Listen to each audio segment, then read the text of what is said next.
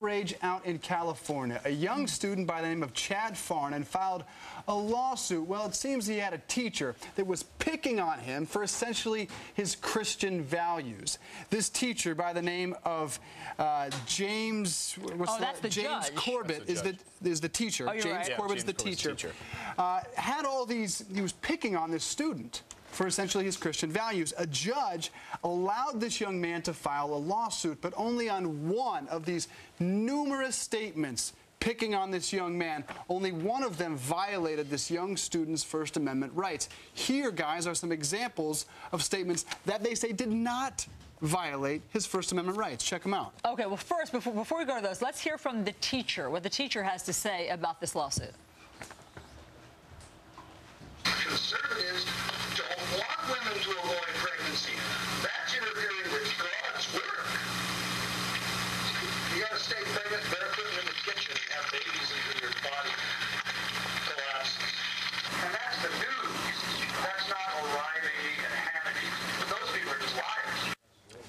Okay, so that was what you just heard was the teacher in class. There was a tape recording, obviously made, of the teacher saying all of these things. This was, by the way, an advanced placement European history class. Okay, so clearly the teacher is going off message and injecting his own views and indoctrinating the students with his own point of view. So the one student, Chad Farnan, in class, talks about how that made him feel, that he wasn't part of this teacher's philosophy. So let's listen to what Chad had to say.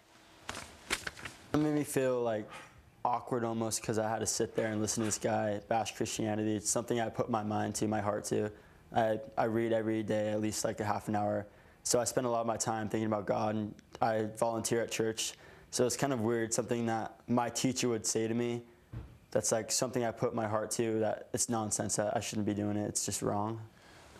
Okay, so now let's go and look actually what was actually said to him and these derogatory statements that were actually put in this class. And so here's one of the comments that the teacher said, and this is a fascinating thing. He said, what part of the country has the highest murder rate? The South. What part of the country has the highest rape rate? The South. He goes on to say, what part of the country has the highest church attendance? The South. He says, oh, wait a minute. You mean there's not a correlation between these things? He goes on to say that creationism is superstitious nonsense, forcing his values on this child. So when Chad then brings up this lawsuit, the real story here is with the judge.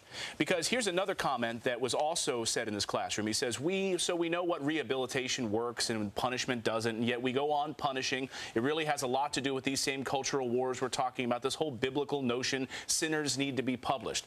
These are just some of the examples that were not approved by the judge as reasons to bring this lawsuit, only allowing one of these comments in this classroom to be brought forth as a violation of First Amendment rights in this classroom. Okay, this judge, U.S. District Judge James Sell. Now, we need to bring attention to his name because, again, these incredible statements about religion were allowed by him and said they did not violate this young student's First Amendment rights. You want one more? Here it is. Parents are pretty irresponsible, and so is the Bush administration with its abstinence policy, spending billions of dollars on something they know doesn't work.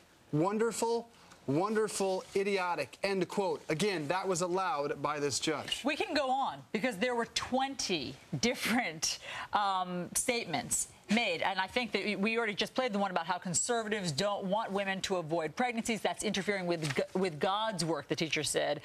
You've got to stay pregnant barefoot in the kitchen and have babies until your body collapses. So there were 20 different provocative, offensive statements made by the teacher. The judge only said that one of those violated this student's rights, so it was a very hollow minor victory for this student. It was a victory, but yeah, very small. And we're going to talk to Chad. Chad's going to be on our show tomorrow. We're going to talk to him about how this whole process unfolded and what this has meant for him. Because what really happened here is, you know, a teacher can't push non-religion on a student, and a teacher can't push religion on a student, favoring one viewpoint over the other. It's clear this particular teacher favored one viewpoint over the other. In fact, chastised students for thinking one way or the other. Ridiculous. So we're going to talk to Chad tomorrow about this. Meanwhile, let's talk about another story on the minds of many Americans this morning.